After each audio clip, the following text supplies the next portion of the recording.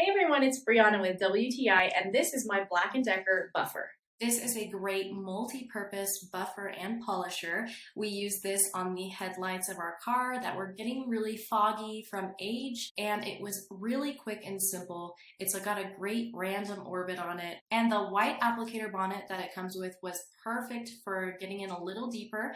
You also get a foam applicator bonnet if you want to wax or polish your car. But as you can see, it's really easy to handle. It doesn't kind of go crazy all over the place.